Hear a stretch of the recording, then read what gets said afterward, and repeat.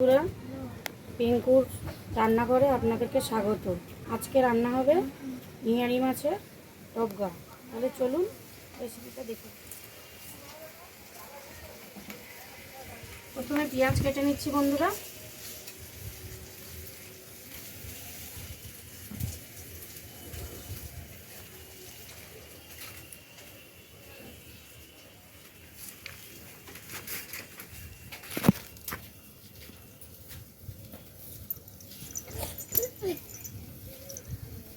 Hello বন্ধুরা, তাহলে চলুন আদা রসুনটা বেটে নিই।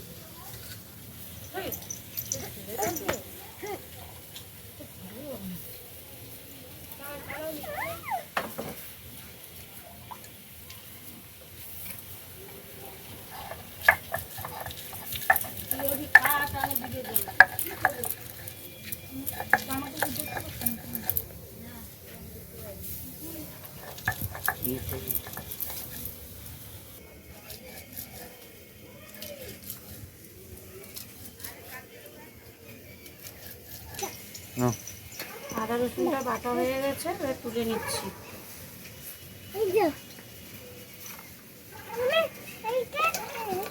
এবার তাহলে উনুনটা ধরিয়ে নিয়ে গেল। আমাকে ভিডিও করা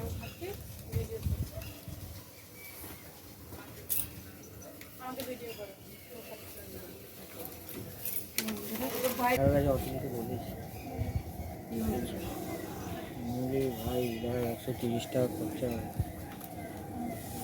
আমাদের জানি যে 30 টাকা হলে হয়ে যাবে। একটা মেশিন আনলে আরো বলে দেবে।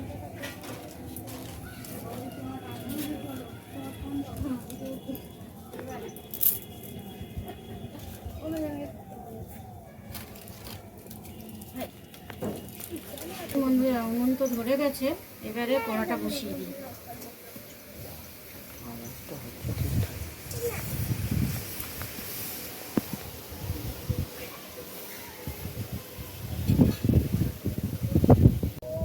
এবার কড়াই তেলটাই দিয়ে দিচ্ছি।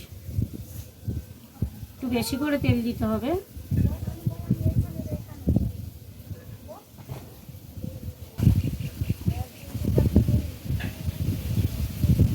জিরে ফোড়ন দিয়ে দিচ্ছি।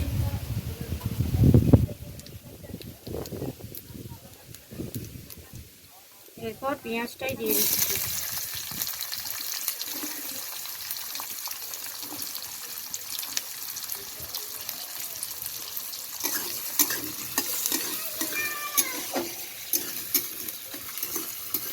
পেঁয়াজটা একটু ভাজা ভাজা হতে থাকুক, একটু লাল লাল হলে তারপরে আদা রসুন সব দেবো।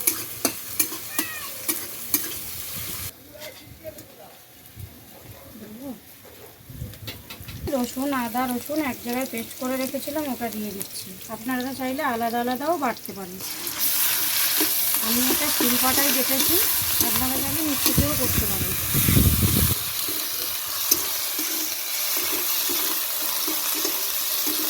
এবার এক এক করে সব মশলা দিয়ে দেবো।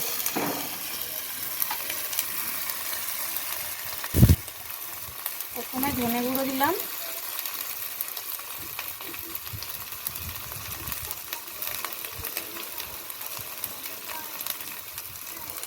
লঙ্কা গুঁড়ো দিলাম,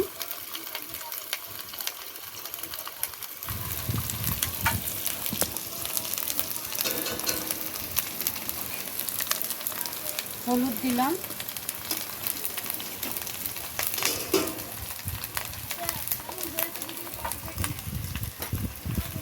একটু কাশ্মীরি লঙ্কার গুঁড়ো দিয়ে দিচ্ছি লাল হওয়ার জন্য, কালার আসবে সুন্দর।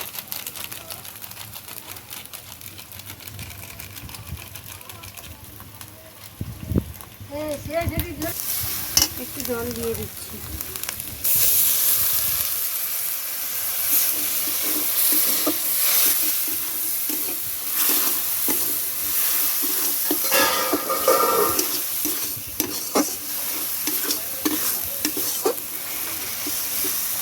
ওটা কেটে নিচ্ছি।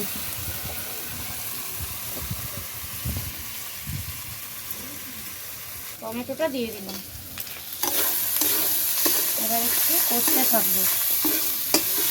যতক্ষণ না আদা রসুনের কাঁচা গন্ধটা যাচ্ছে।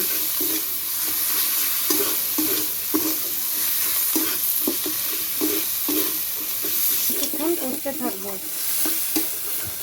যতক্ষণ না আদা রসুনের কাঁচা গন্ধটা যাচ্ছে। তেল ছেড়ে দিলে ভাববেন যে কষাটা কমপ্লিট হয়ে গেছে।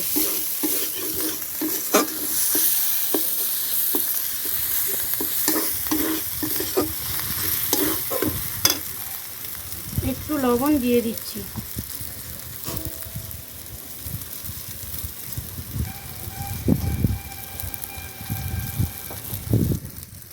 আমরা একটু বেশি লবণ খাই তাই বেশি দিচ্ছি, আপনারা চাইলে কম করেও দিতে পারেন, যে যেরকম খাবে স্বাদ মতো দেবেন। একটু জল দিয়ে দিচ্ছি।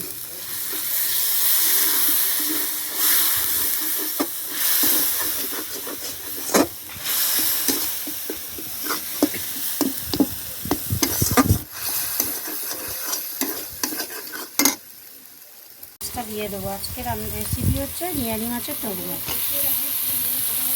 কেউ কেউ নিয়ালি মাছও বলে থাকে, কেউ কেউ আবার বোমলাও বলে, কেউ কেউ খড়ের মাছও বলে।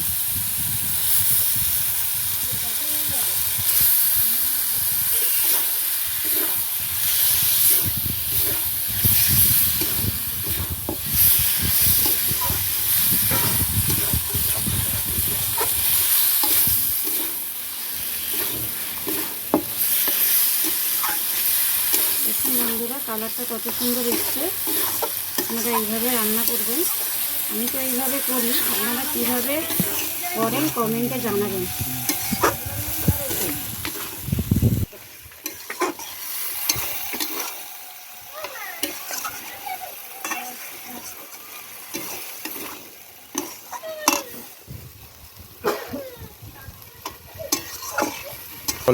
কষাটা হয়ে গেছে আমার। এবার হালকা করে এবার ঢাকাটা দিয়ে দিই, সিদ্ধ হতে থাকে।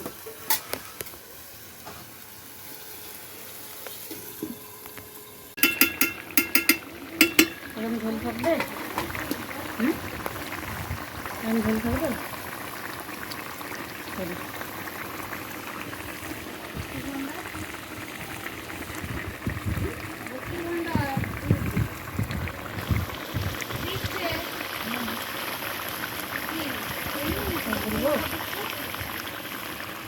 হ্যালো বন্ধু,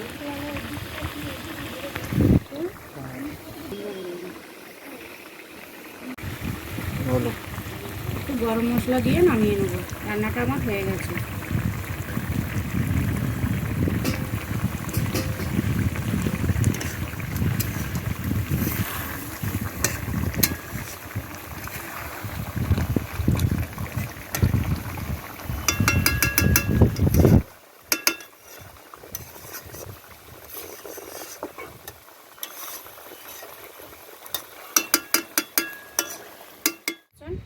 আপনারা এইভাবে রান্না করে হয়েছে রান্নাটা। এটা আমার প্রথম ভিডিও। লাইক, কমেন্ট, শেয়ার করবেন আর সাবস্ক্রাইব করবেন। পাশে থাকা বেল আইকনটি প্রেস করে দেবেন, সবার আগে আপনার কাছে যেন ভিডিওটি পৌঁছে যেতে পারে। নমস্কার বন্ধুরা।